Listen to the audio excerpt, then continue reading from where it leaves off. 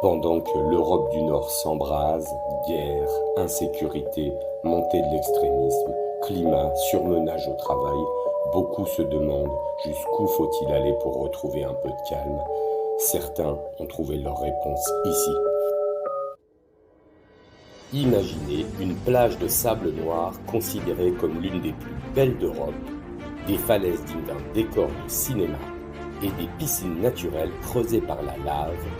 Bienvenue au nord-ouest de Madère, Seychelles, Ribera da Janela et Porto Muniz, un trio volcanique qui pourrait être bien l'un des secrets les mieux gardés de l'océan Atlantique. Et Cédric, Ouais. qu'est-ce que tu fais? On est en train de tourner là, mon ami. Ah, excuse-moi. En fait, je suis en train de regarder un clip là Oui. sur YouTube et en Oui. fait, c'est le clip de Gims et Vita. Et j'ai l'impression que c'est la même image. Bah oui, bien sûr. Parce que Maître Gims est venu tourner son clip ici, sur la plage de Seychelles. Sur la place de Seychelles. Oui, oui. C'est incroyable ça. Oui. Ah oui, putain. Seychelles est une plage qui est quand même très connue. Bah super. Bah bienvenue à tous alors. Oui, bonjour. Bah raconte-moi parce que là, j'avoue que je suis un peu perturbé là. Eh ben, pour te situer où on est, alors déjà, on est dans le nord-ouest de Madère. Et cette plage a été pour beaucoup considérée comme la troisième plus belle plage d'Europe, Ah, c'est fou ça. due à son côté, on va dire, un peu océan Indien. Ouais. T'as l'impression de pas être à Madère, Ouais. voilà, avec entre le sable noir, ces magnifiques falaises, ces cascades. Eh ben, on est dans un lieu unique, magique, hein. Et puis il y a aussi ce côté surfeur où les surfeurs viennent ici du coup pour profiter des vagues. Des vagues, ouais, de parce que Seychelles. il y a pas mal de vagues. Très bien. Que ça soit pour les surfeurs ou pour nous, les gens d'ici, quand tu viens nager, bah, tu kiffes, hein, ici, hein, parce que tu te marres, il y a des vagues, voilà. Et c'est puis sympa. le côté noir de ce sable C'est ça, qui est particulier. unique Ouais. ici à Madère, qui vient du volcan de São Vicente. Ouais, juste à c'est côté. avait expliqué C'est ça. ça tout à fait. exactement. Donc le volcan en éruption avait fait cette cendre noire et qui avait transformé le sable et qui a mis ce sable noir ici sur cette plage de Seychelles.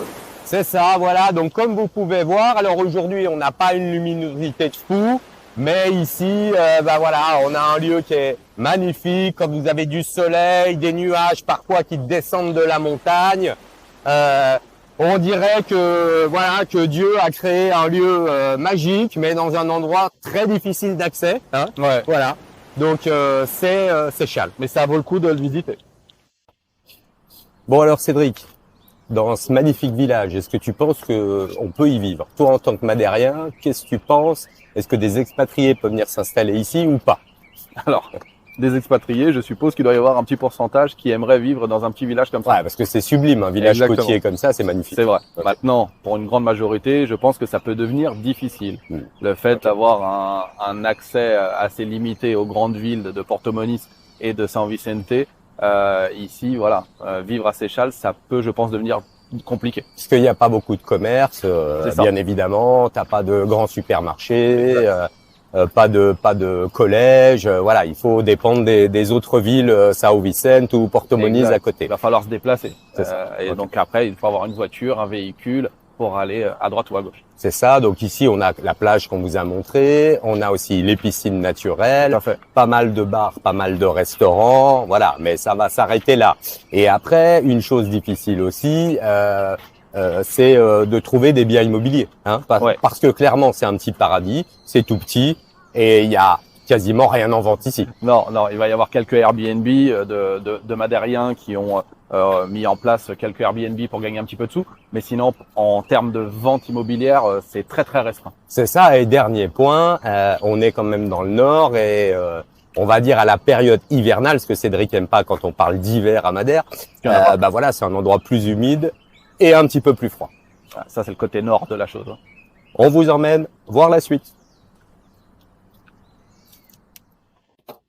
Alors, si tu es déjà venu en vacances à Madère, forcément, tu es déjà venu ici, à Porto Muniz, hein, et les célèbres piscines naturelles de lave, Qui sont en contrebas de ce que vous voyez, tout à fait. c'est ça? Donc piscine naturelle, vraie piscine naturelle, Ouais, gratuite. ouais, Et piscine naturelle faite par voilà, l'homme. ouais, artificielle, Ouais, exactement. Payante. Payante.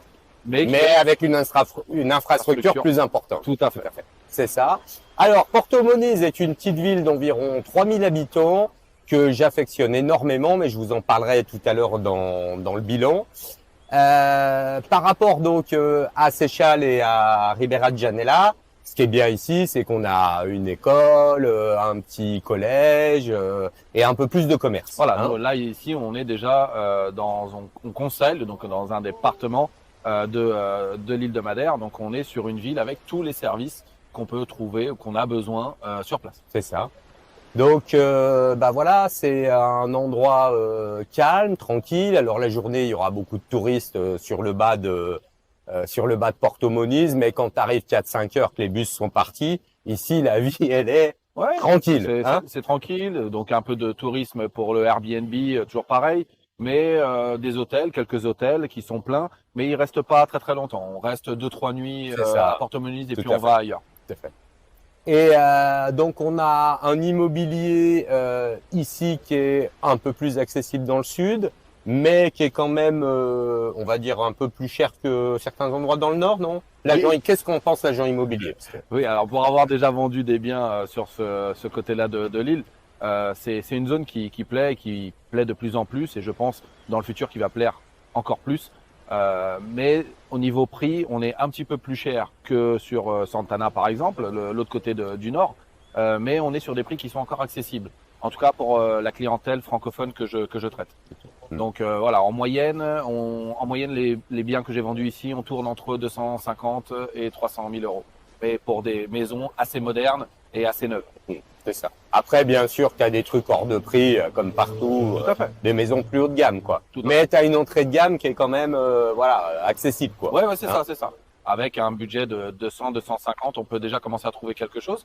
Et puis, on a, comme je viens de le dire, une maison un peu plus neuve en termes de construction dans les 250, 300 000 euros. C'est ça. Puis après, donc, tu as ce que connaissent finalement pas peu de touristes ici, c'est que donc tu as effectivement sur le bas les piscines naturelles et une partie de la petite ville, mais tu as aussi un plateau un peu plus haut, Santa. Voilà, qui est un plateau un peu plus plat, voilà, où on va dire que l'immobilier est moins cher et où tu peux vivre. Il y a plus de ruines. Il y a plus de ruines. Donc, ce qu'on appelle une ruine, c'est une maison, une ancienne maison qui a été ou abandonnée ou à reconstruire ou à rebâtir.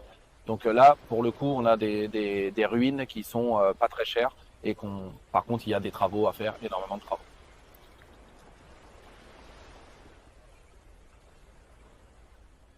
Toum, toum, toum, toum, toum, toum, toum, toum. Alors, oui. Alors, merci, JC. Ah non, c'est pas pour t'honorer.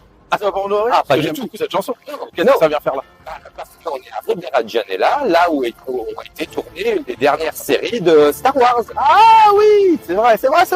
Et en tant que madérien, tu devrais être super fier parce que c'est de renommée internationale. Ah, mais je le suis, j'ai pris des plus pour ça. Ok. Ah bah oui, bien sûr. Juste pour voir la série, quoi, sur Ribera de Janela. Ouais, tout à fait.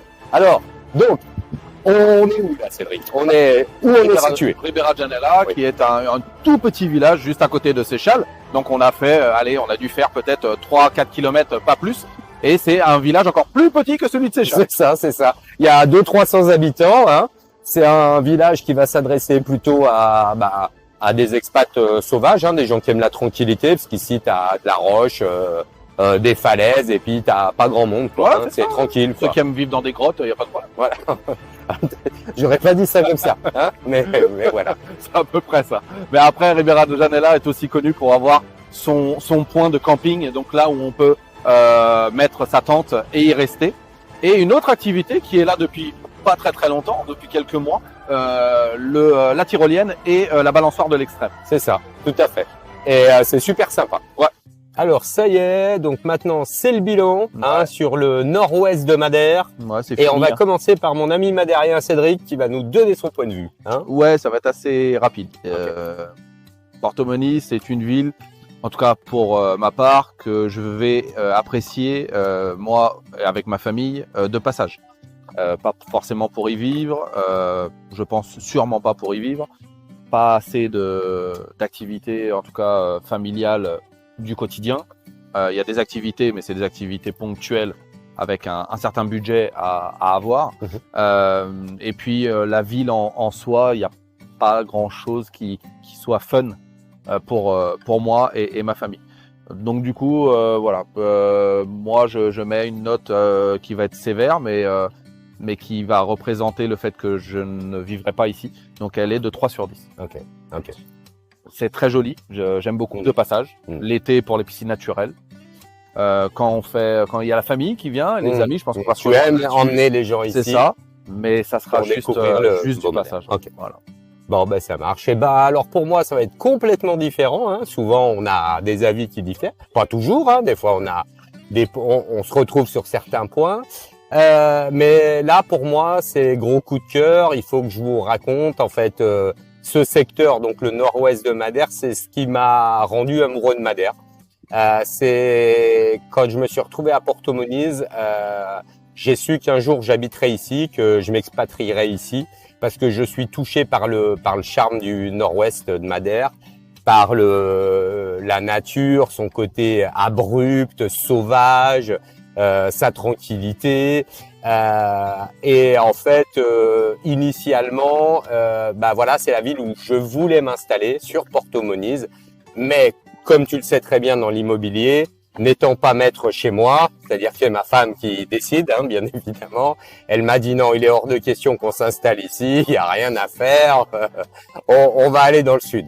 Mais voilà, il y a un acte manqué hein, chez moi qui a toujours aimé cette partie-là de l'île. Et donc moi, je vais mettre un 9. Un 9 sur 10 qui représente une des villes et des endroits de Madère que je préfère, où je peux conseiller aux gens d'y habiter, malgré les petits défauts, parce qu'il faut aussi que je vous en parle. La première chose étant, même si l'infrastructure routière est bonne, l'accessibilité pour venir à Porto Moniz est bonne, mais il y a quand même 1 heure pour arriver sur la capitale La Funchal, quoi, presque. Presque. J'exagère un petit peu, mais voilà. Donc ça représente quand même de la route, ça représente des frais. Et puis il y a aussi une chose que je comprenais pas quand je venais en tant que touriste ici, mais depuis que j'habite là, j'ai compris, c'est que le climat n'est pas du tout le même. Parce que quand je venais en tant que touriste, je me disais bon, quand je venais à Porto Moniz, il faisait bon, même en période hivernale, j'ai toujours eu de la chance, tu vois ce que je veux dire. Et les gens d'ici, les Madériens me disaient mais tu sais, c'est pas le même climat. Et je comprenais pas trop. Et maintenant que j'habite ici, effectivement, le climat c'est pas du tout le même. Hein.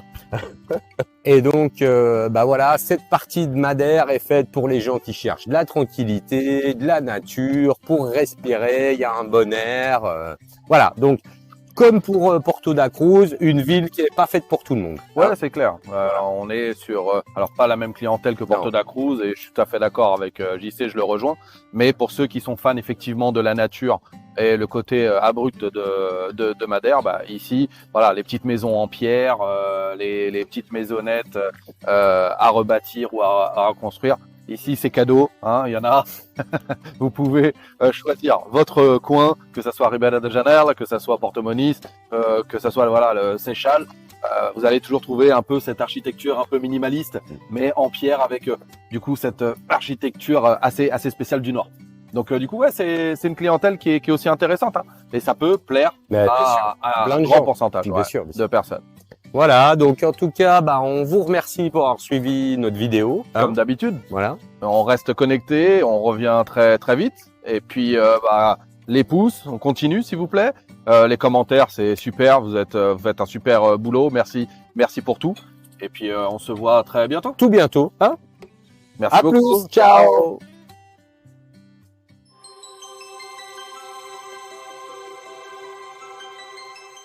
Alors, on n'a pas pris l'avion pour l'océan Indien, hein, Cédric. Non. On est toujours à Madère. Toujours. Mais on est où du coup? Eh ben, on est sur la plage des Seychelles. Ah non, ça y est, recommence. Non, Mesdames et mesdames, français de base.